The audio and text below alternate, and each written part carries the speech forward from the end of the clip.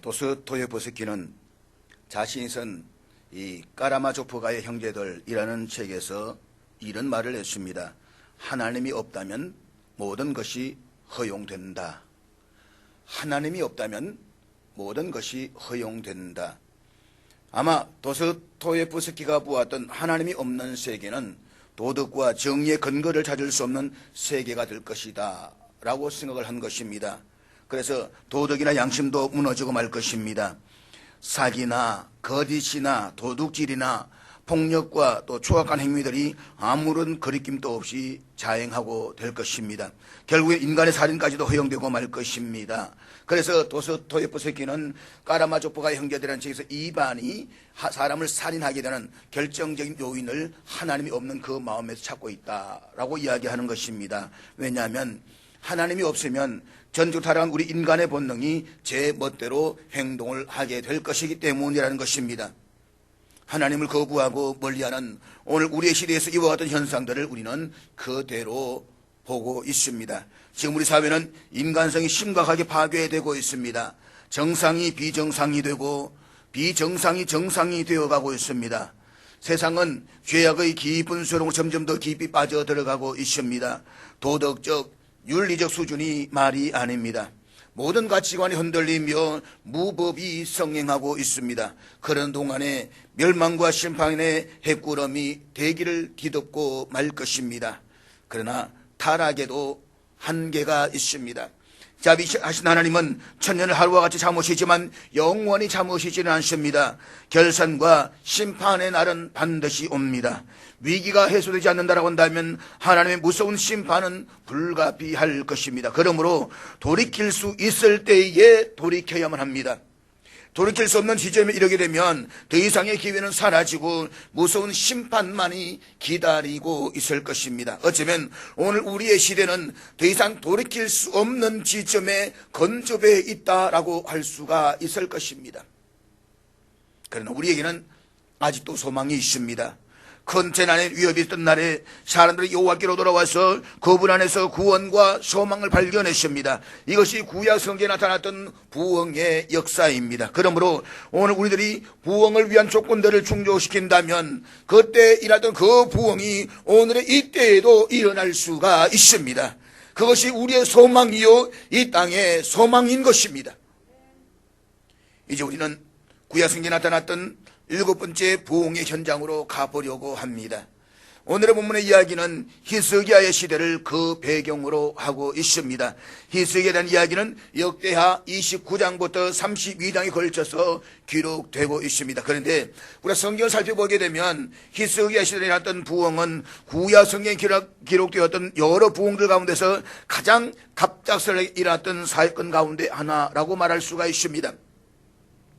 히스기야는 즉위하자마자 첫 한 달 동안에 종교개혁을 단행하였고 2달 만에 영적인 부흥의 물결이 전국을 휩쓸게 만들었습니다. 우리 히스기야 통치 초기에처럼 갑작스러운 부흥이 일어날 수밖에 없었던 원인이 무엇이었는가에 대해서 궁금하지 않을 수가 없습니다. 어떻게 왕이 오르자마자 한 달 만에 개혁운동을 하고 2달 만에 온 나라의 부흥운동이 일어나게 할 수 있을까? 그 원인은 무엇일까에 대해서 우리는 집중해 보게 되는 것입니다. 이 궁금증을 해소하기 위해서 우리는 히스기야의 아버지였던 아하스 시대의 상황을 살펴보아야만 합니다. 남유다 왕 아하스의 통치 기간은 죄악의 표본 바로 그것이었습니다. 역대하 28장을 보게 되면 아하스는 남유다를 통치했던 16년 기간 동안에 백성들의 영적인 생명을 독살시키는 악한 일들만 골라서 했던 사람이었습니다.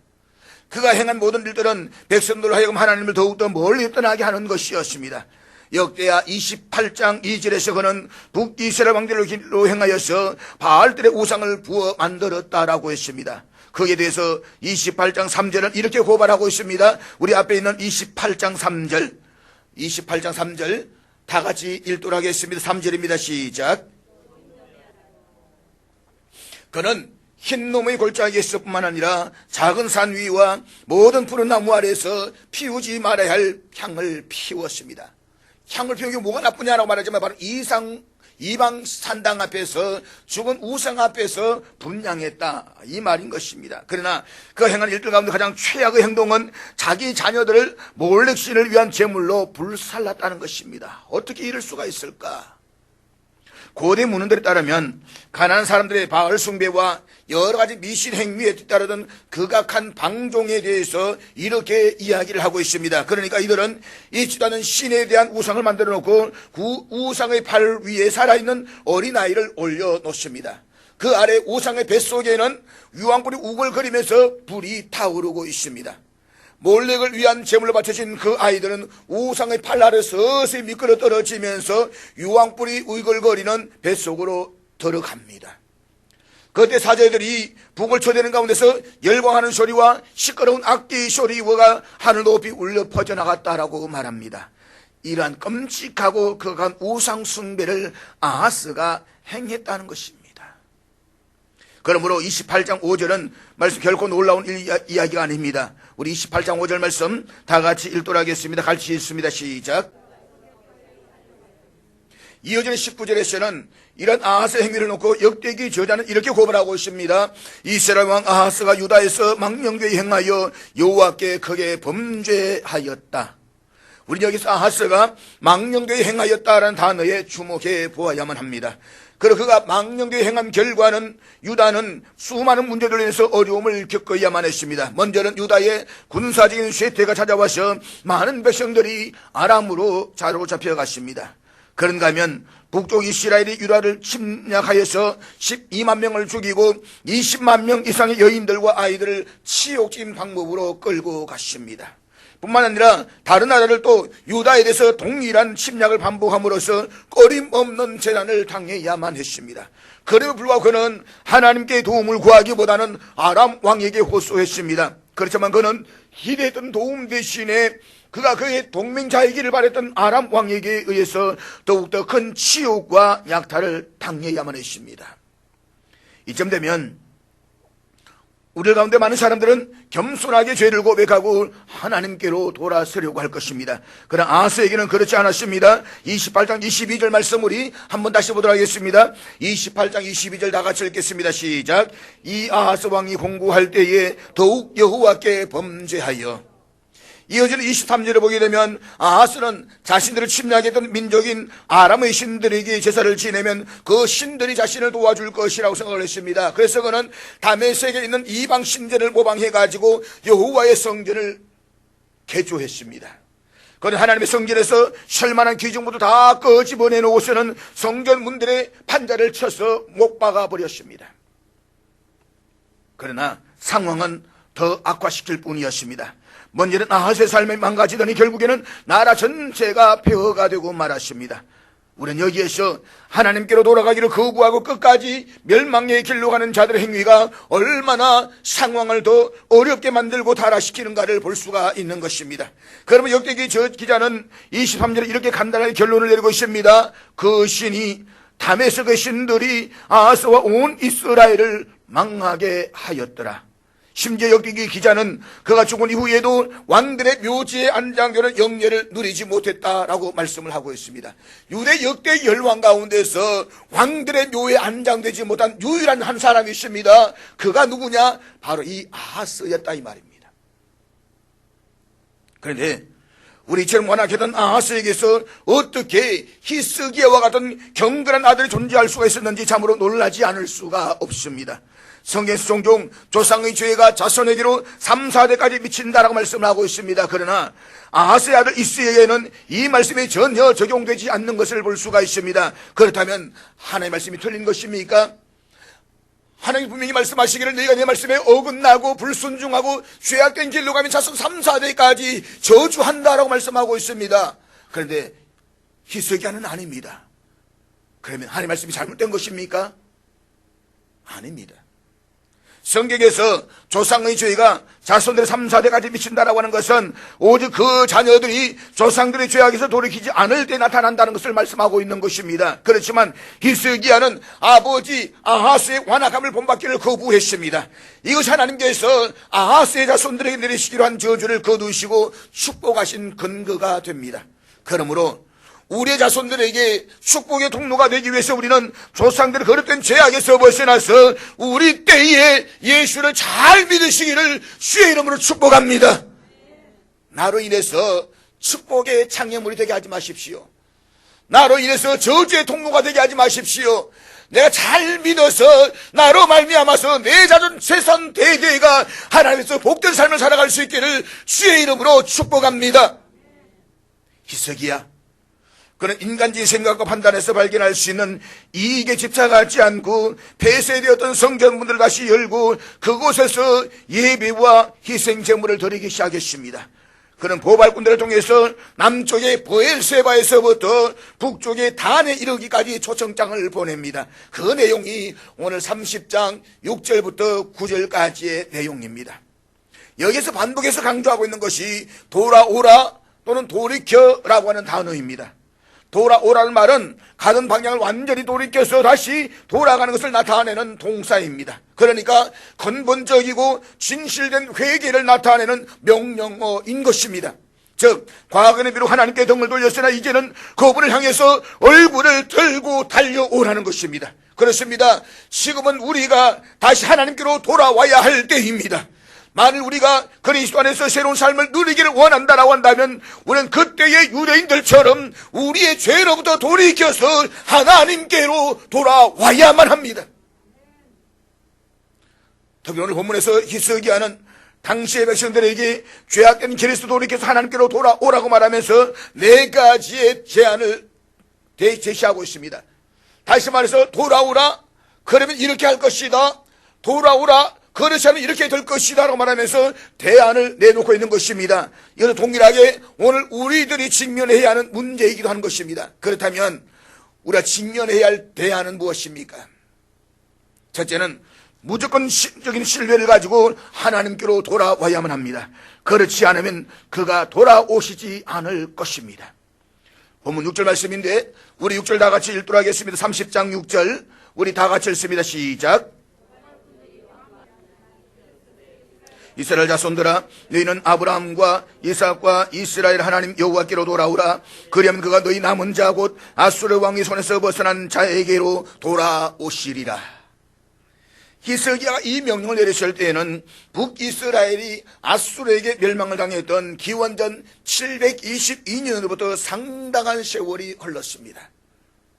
당시 북이스라엘은 아수르에 의해서 망하고 그 백성들의 상당수가 포로로 끌려갔습니다. 그나마 그 땅에 남아있던 사람들은 죽지 못해서 산다고 할 정도로 비참한 삶을 살고 있었습니다. 이 모든 결과의 원인은 그들이 하나님을 배반하고 우상을 섬겼기 때문이었습니다. 그들의 배신은 하나님으로 하여금 그들을 떠나시게 했습니다. 이것은 그들의 불황의 시작이었습니다. 하나님 함께하지 않는 북이스라엘은 목자 없이 이리 다 빼놓인 양과 다름이 없었습니다. 결국 그들은 아람과 아수르 등 주변 열강국들의 침략을 받으면서 고통을 당하다가 끝내는 아수르에 의해서 완전히 망하고 맙니다.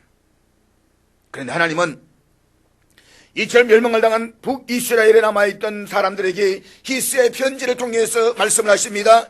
그들이 다시 하나님께로 돌아오기만 하면 하나님께서 역시 그들에게로 돌아오실 것이다 라고 말입니다. 하나님은 이 약속이 결코 헛된 것임을 아님을 보여주시기 위해서 아브람과 이삭과 이스라엘 하나님, 다시 말해서 언약의 하나님의 이름으로 보증하고 계십니다. 즉 하나님을 떠나 범죄한 북이스라엘 백성들이 회개하고 하나님께 돌이키기만 하면 하나님께서는 그들이 돌아와 다시 그들의 하나님이 되어주시며 그들을 다시 회복시켜 주실 것이다 라는 말씀인 것입니다. 북이스라엘 백성들은 무려 200년 이상 하나님을 버리고 이방의 우상들을 섬겼습니다. 그럼 불구하고 하나님은 여전히 그들을 향한 마음을 거두지 아니하시고 그들이 돌아오기만을 기다리고 계십니다. 우리는 여기에서 하나님 아버지의 지극한 사랑의 마음을 읽을 수가 있습니다. 그렇습니다. 하나님은 우리 당신을 버릴지라도 우리를 영원히 버리시는 법이 없습니다. 하나님 우리가 돌아오기만 하면 다시 품에 안아주시는 참으로 자비로우신 아버지이십니다.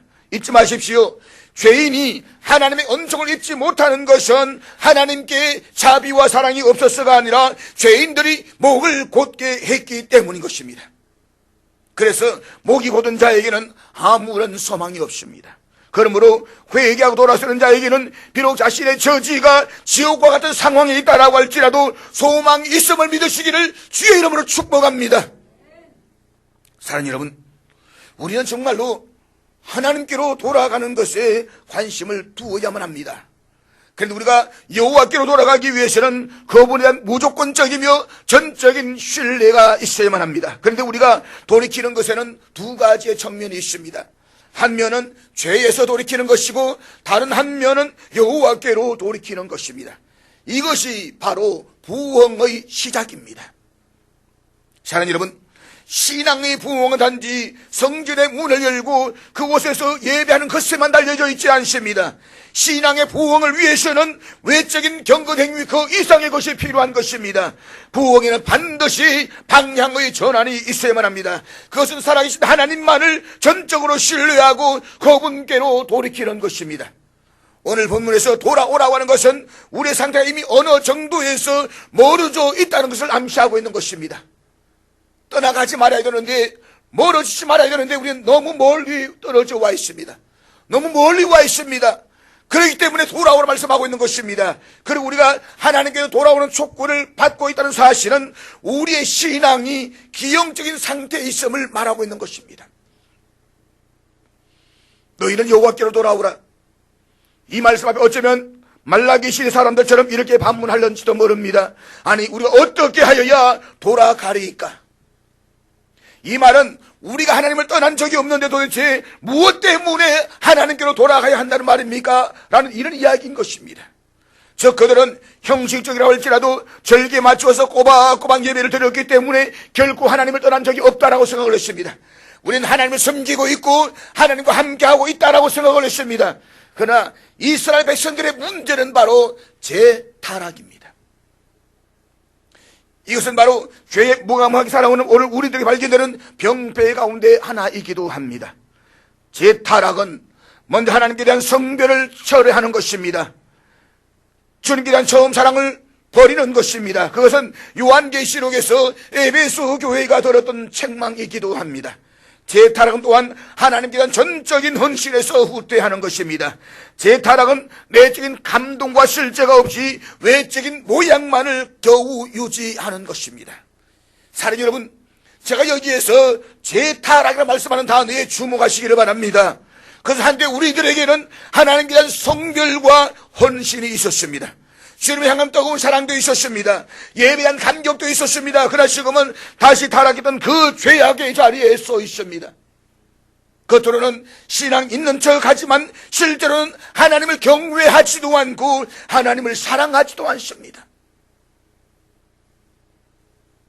성경에서 가장 슬픈 본문 가운데 하나가 호세아 5장 15절인데 우리 앞에 있는 말씀은 다 같이 읽도록 하겠습니다. 같이 읽습니다. 시작.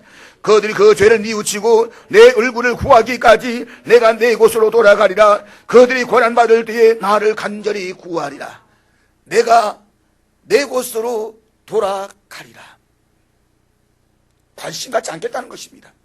너희들이 어려움을 당하든 눈물을 흘리든 어떤 상황이든지 간에 나는 관심을 갖지 않겠다. 유기해버리는 것, 방임해버리는 것. 우리가 하나님께로 돌아가지 않으면 하나님은 얼굴을 보이시는 것이 아니라 등을 보이실 것입니다. 이것은 민수기 66장 24절 이하에 기록된 여호와는 그의 얼굴을 내게 비추사 은혜 베푸시기를 원하신다는 말씀과는 정반대되는 것입니다. 하나님의 진실한 마음은 그 얼굴을 우리에게 비추시고 우리의 은혜를 베푸시고 우리의 복을 주시기를 원하시는 하나님이십니다. 결국 하나님의 얼굴에 은혜를 입지 못하면 우리는 소외감과 무기력함, 수치감과 좌절감을 느끼게 될 것입니다. 그러나 만일 우리 악한 길에서 돌이켜 하나님께로 돌아오면 하나님께서는 자신의 얼굴을 우리에게 향해 비추시고 우리에게 평강과 은혜를 베풀어 주실 것입니다. 그럼 우리 모두가 하나님의 이름을 위하여 그리고 우리 자신들의 형통함을 위해서 하나님께로 돌아오시기를 주의 이름으로 축복합니다. 하나님께로 돌아오는 부르심의 두 번째 대안은 전심을 다해 순종함으로써 하나님께 돌아와야만 합니다. 그렇지 않으면 하나님께서 우리로 멸시를 당하게 하실 것입니다. 역대기는 이스라엘 백성들이 바벨론 포로에서 돌아온 이후에 어느 시기에 기록되었습니다. 이때는 예루살렘 성전이 재건된 지 약 70년이 경과했던 때로서 한마디로 혼란과 고난의 시대였습니다. 즉 이스라엘 백성들이 포로에서 돌아온 지 한 세기가 지나가고 하나님의 성전도 재건되었지만 하나님의 백성들로서의 영광은 회복되지 않았습니다. 오히려 그들은 주변 이방 족속들로부터 갖은 핍박과 멸시를 당하고 있었습니다. 이런 내외적인 상황으로 이스라엘 백성들을 포로에서 돌아왔을 때 가졌던 그 감격과 희망을 잃어버리고 이런 질문을 던지기 시작합니다. 포로로 잡혀가는 심판을 통해서 하나님께서 이미 이스라엘과의 언약 관계를 끝내신 것은 아닌가? 우리는 아직도 여전히 하나님의 백성인가? 우리는 다 망하여서 회복이 불능한데 기도가 다 무슨 소용이란 말인가?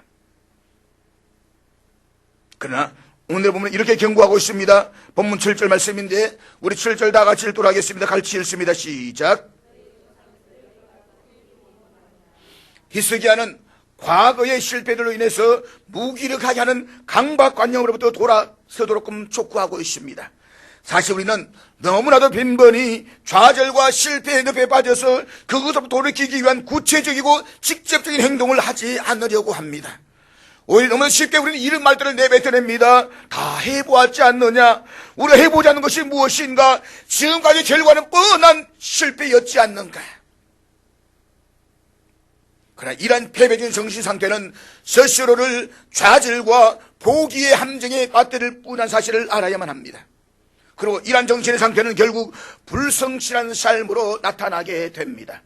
역대기를 읽어보면 저자가 지적하고 있는 단어 가운데 중요한 단어 가운데 하나가 불성실이라는 단어입니다. 역대기에서 범죄함이라는 단어는 불성실함이라는 단어로 같이 사용되고 있습니다. 따라서 이 불성실은 하나님이 아닌 다른 이방 신들이 절하는 것으로 증거가 됩니다. 그런데 성경은 여호와께 불성실한 것은 언제나 그 대가가 크다는 사실을 우리에게 말하고 있는 것입니다.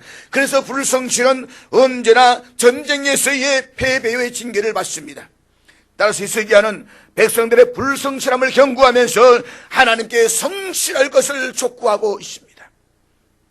사랑하는 여러분, 하나님을 향한 오늘 우리 시대의 불성실함은 히스기야 시대의 사람들보다 못하다라고 말할 수는 없을 것입니다. 그러나 불성실함의 결과는 하나님의 은혜가 우리들 위에 머물러 있지 않을 것입니다. 그러면 지금이 바로 우리가 행동을 취해야 할 때입니다.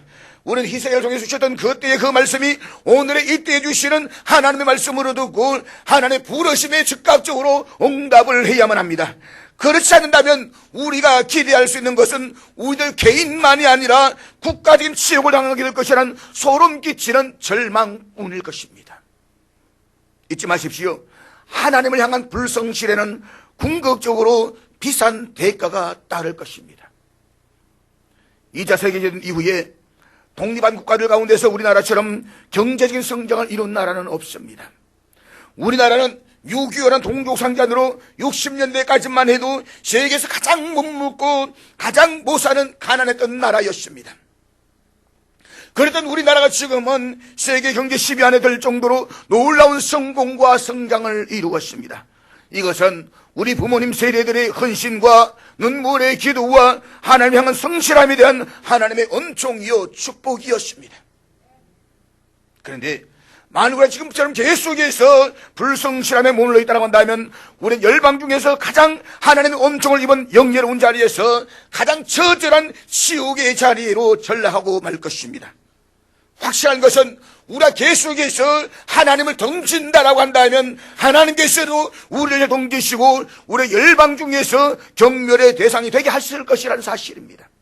그렇기 때문에 지금 우리가 선택해야 할 길은 오직 한 길밖에 없습니다. 그래서 전심으로 순종함으로써 하나님께로 돌이키는 것입니다.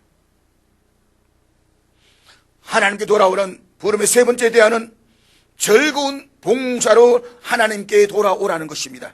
그렇지 않으면 그가 우리에게서 진노를 거두지 않으실 것입니다. 즐거운 봉사 섬김으로 여호와께 돌아오라. 그렇지 않으면 여호와의 진노가 너희에게 머물 것이다. 본문 8절 말씀을 다시 보도록 하겠습니다. 8절 다 같이 읽겠습니다. 시작. 한글개역 개정판에서는 내용이 빠져 있지만 이전의 개정판에서는 여호와께 귀순하라 라는 말씀이 있습니다. 그러니까 너희 조상들 같이 목을 곧게 하지 말고 너희 여호와께 귀순하여 여호와께 돌아와 라고 말씀을 하고 있습니다. 히브리어 원문에서도 여호와께 귀순하라라고 하는 야드 테누라는 단어가 있습니다. 왜 빼버렸는지 좀 아쉬운 그런 부분들이 있습니다. 그걸 보면은 거름적이라는 단어로 시작을 합니다. 이 말은 과거에 그들이 삶이 잘못되었다는 사실을 깨달은 지금 이 순간부터는 과거처럼 살아서는 안 된다는 절박한 호소가 담겨져 있습니다.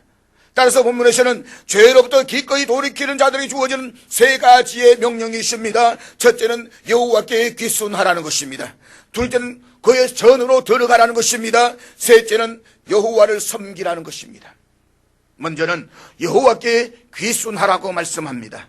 귀순하다의 히브리어는 우리말로 반항심을 버리고 순종하라는 의미를 가지고 있습니다. 그리고 이 단어를 문자적으로 번역을 하면 너희 손을 여호와께 드리라는 말씀입니다. 너희의 손을 여호와께 드려라. 히브리에서 손을 지칭하는 야드라는 단어는 권능, 권한, 권리, 통치권 이런 것들을 의미합니다. 따라서 이 말은 왕에게 절대적으로 복종할 것을 맹세하는 문명으로 사용되고 있는 것입니다. 지금까지 이스라엘 백성들은 그들의 인생을 하나님이 통치하도록 내어드리지 아니하고 자기 멋대로 살아왔습니다. 그러한 것을 본문에서는 목을 곧게 하다라는 표현으로 사용되고 있습니다. 목이 곧은 것은 겸손하게 하나님에 순종하는 것과는 정반대가 됩니다. 목이 곧은 사람들에게는 성령을 계속해서 거역합니다. 하나님을 반역하고 있는 것입니다. 그리고 그 결과는 열방들 앞에서 치욕적인 조롱과 멸망뿐이었습니다. 따라서 더 이상 이러한 비극을 당하지 않으려면 이제부터는 자신들의 인생을 하나님께 내어드리며 삶의 주권을 완전히 하나님께만 맡겨야 합니다. 그러므로 우리 모두가 하나님께 대한 충성에서 약으로 손을 들고 온전히 복종해서 그분만을 섬길 수 있는 저와 여러분들 있기를 주의 이름으로 축복합니다. 두 번째는 여호와의 전으로 들어가라고 말씀합니다. 여호와의 전으로 들어가라. 그러니까 하나님은 우리를 그분이 거룩하게 하신 그의 성소로 나오라고 부르시고 계십니다. 그렇습니다. 하나님의 성소는 하나님의 영적으로 임재해 계시는 거룩한 곳입니다. 따라서 우리는 하나님의 거룩한 성소로 들어가야만 합니다. 왜냐하면 우리가 하나님 있는 곳을 향해서 들어가지 않고 그분께 돌아간다라고 하는 것은 불가능하기 때문인 것입니다. 하나님의 거룩한 성소, 바로 하나님의 교회입니다. 여러분, 우리에게는 교회가 필요하고 또 교회는 하나님의 백성들을 필요로 합니다. 그렇기 때문에 히브리서 기자는 10장 25절에서 이렇게 말씀을 하고 있는데 우리 10장 25절 앞에 있는 거 다 같이 읽겠습니다. 시작. 함께 모이기를 피하지 말라. 만약 우리가 어떤 사람들처럼 습관적으로 함께 모이기를 싫어한다라고 한다면 그것은 결국 우리의 신앙을 속이는 것이 될 것입니다. 즉 예배에 대해서 낮은 의식을 갖는 것은 하나님을 낮게 여기는 것입니다. 예배를 소홀히 하는 것은 결국 하나님을 소홀히 하는 것입니다. 예배를 소홀히 하면서 내 신앙이 좋다라고 말하는 것은 거짓말인 것입니다. 어떤 사람은 이렇게 이야기할런지도 모르겠습니다. 예배가 중요한 말은 맞습니다. 그렇지만 교회에 가도 얻는 것이 별로 없습니다. 그러나 이렇게 말하는 것 자체가 세속적인 정신을 그대로 나타나는 것입니다. 착각하지 마십시오. 우리가 교회에 나오는 것은 하나님께로부터 무엇을 얻기 위해서 나오는 것이 아닙니다. 오히려 우리를 구원하신 그 하나님의 은혜를 감사하면서 하나님께 찬양을 드리려고 나오는 것입니다. 우리가 존재하는 이유는 하나님께 무엇을 받기 위해서가 아니라 우리를 지으신 하나님께 영광 돌리기 위해서 존재하는 것입니다. 그러므로 하나님의 성소로 나오라는 초대는 부흥에 있어서 대단히 중요합니다. 그리고 우리는 세속적이고 잘못된 신앙을 갖게 되는 이유를 너희 하나님 여호와를 섬기라는 세 번째 명령에서 찾아야만 합니다. 오늘 많은 사람들이 교회에 나옵니다. 그래서 많은 사람들은 하나님을 찾는 것이 아니라 프로그램을 찾고 안락함을 찾고 웅장한 분위기를 찾습니다. 그 결과 마음과 뜻과 정성이 없는 공허한 예배만을 드리다가 돌아서는 사람들이 많이 있습니다. 그러나 기억하십시오. 하나님께 예배를 드리는 것은 결코 공허한 예배가 될 수가 없고 그렇게 되어서도 안 되는 것입니다. 하나님께 드려지는 예배는 언제나 우리의 마음이 먼저입니다. 외적인 예배는 그 다음인 것입니다. 사무엘을 통해서 사울이 시도 하나님의 말씀이 무엇입니까? 내가 전쟁의 수양을 원했더냐? 만만의 기름을 원했더냐? 내가 너에게 원하는 것은 말씀을 순종하는 것이다. 마음이 중요하다 이 말입니다. 그렇기 때문에 하나님께 진정한 예배를 공허한 외식주의로 만들어서는 결코 안 됩니다. 만일 우리가 여호와께 복종하기를 거부하고 성소로 들어갈 필요가 있음을 하찮게 여기며 하나님을 섬기는 대신에 우리 자신의 이익을 추구하기를 고집한다라고 한다면 하나님의 맹렬한 징조 진노가 우리들에게 임하게 될 것입니다. 그러므로 살아계신 하나님의 손에서 떨어지는 진노가 임하지 않도록 하나님께 전심으로 돌아설 수 있기를 주의 이름으로 축복합니다.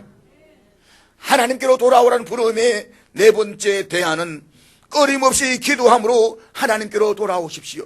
그렇지 않으면 하나님께서는 우리들에게서 당신의 임재와 은혜를 거두어 가실 것입니다. 그것이 본문 9절 말씀인데 우리 9절 다 같이 읽겠습니다. 같이 읽습니다. 시작.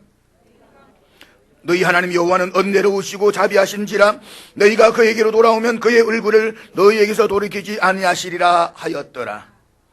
오늘 이 본문은 히스기야가 백성들에게 하나님의 용서를 위해서 회개할 것을 촉구하고 있는 내용입니다.